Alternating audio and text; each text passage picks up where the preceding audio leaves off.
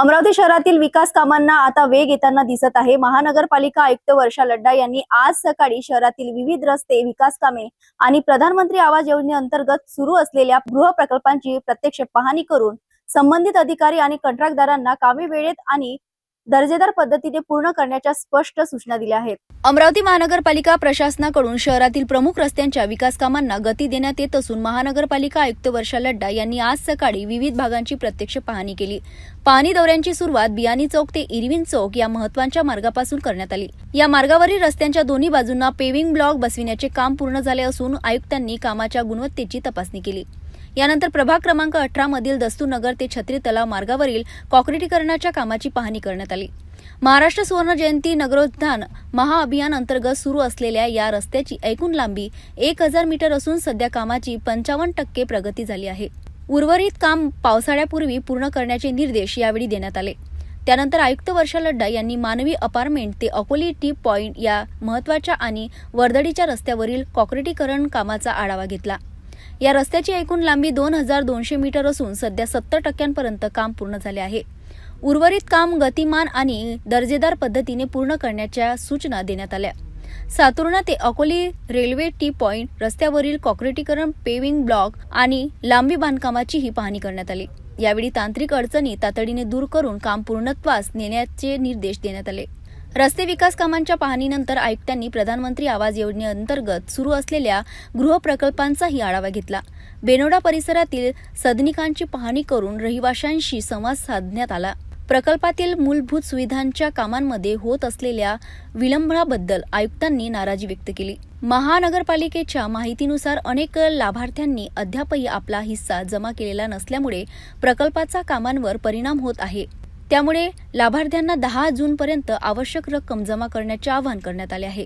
अन्यथा प्रतीक्षा यादीतील पात्र लाभार्थ्यांना सदनिकांचे वाटप करण्यात येईल असा इशाराही प्रशासनाने दिला आहे।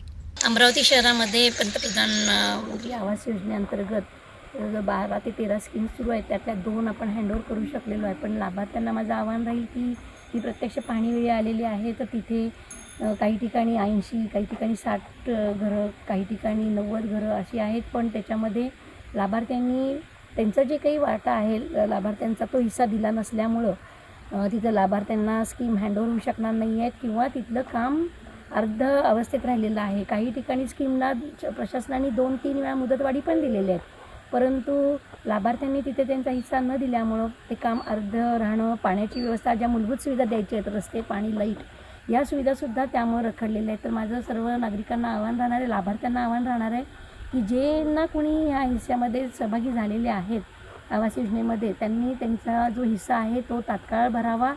आणि जर त्यांनी मुक्तीमध्ये कार्यवाही नाही केली, कारण याच्यामध्ये बऱ्याचदा मीटिंग झालेल्या आहेत, जागेवर येऊन लाभार्थ्यांना जागा पाहणी करून सुद्धा दाखवण्यात आलेलं आहे की कुठंपर्यंत काम झालेलं आहे, तरीसुद्धा लाभार्थ्यांनी त्यांचे हिस्स्याचा सहभाग दिलेला नाही आहे। तर जे कोणी काही मुदत आम्ही देऊ प्रशासन, त्या मुक्तीमध्ये जर आपण काही आपला हिस्सा नाही दिला तर जे वेटिंगला आहेत त्यांना आम्हाला प्राधान्य द्यावं लागेल, कारण याच्यामध्ये पावसाळ्यापूर्वी हे काम होणं आवश्यक आहे आणि ह्या स्कीमसुद्धा हँडओव्हर आवश्यक आहे। ज्या हेतू शासनाचा आहे की पंतप्रधान आवास योजनेमध्ये ज्यांना घरं मिळायला हवी होती तो मूलभूत हेतूच याच्यामुळं बाजूला सारला जात आहे। तर माझं सर्व लाभार्थींना आव्हान आहे की त्यांनी तात्काळ, कारण याच्यामध्ये बँक आणि प्रशासनाचा जेवढा काही मदत करण्याचा भाग होता तो प्रशासनाने केलेला आहे, तुमच्यापर्यंत बँकांनासुद्धा आणलेला आहे, तरीसुद्धा तुमच्याकडून अद्याप हिस्सा दिला जात नाही। तर माझं शेवटचंही आव्हान राहील की आपण 10 जूनपर्यंत जे काही आहे तो आपला हिस्सा भरावा, अन्यथा आम्हाला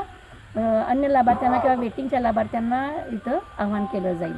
तर माझी परत एकदा तुम्हाला सर्व लाभार्थ्यांना विनंती राहील की आपण ह्या पंतप्रधान आवास योजनेचा लाभ घ्यावा। अमरावती शहरातील विकास कामे दर्जेदार आणि वेळेत पूर्ण व्हावीत यासाठी महानगरपालिकाकडून प्रशासनाकडून सातत्याने पाहणी आणि आढावा घेण्यात येत आहे।